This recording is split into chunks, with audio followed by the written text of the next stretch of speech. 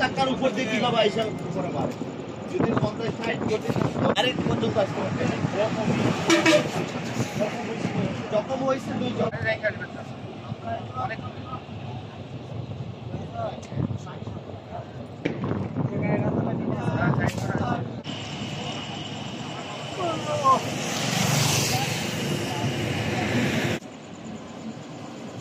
মামুন ভাই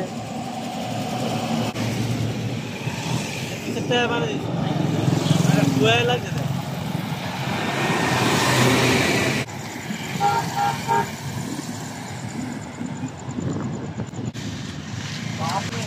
apple apple apple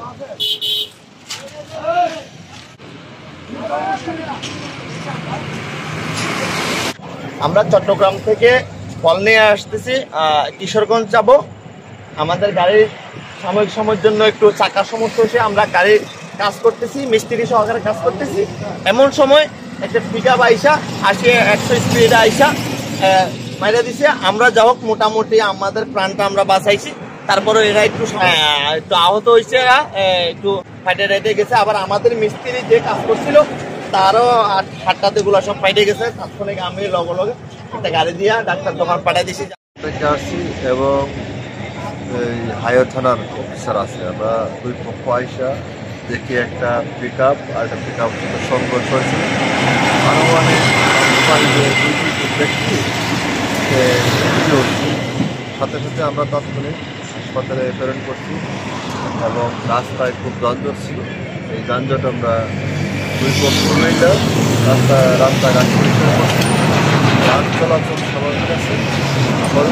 সমস্যা নেই আর ওই যে হাসপাতালে রোগী আছে তাদের খোঁজখবর নেওয়া হচ্ছে তাদের আত্মীয় স্বজন আসতেছে আইনগত ব্যবস্থা নেওয়া হবে পরবর্তী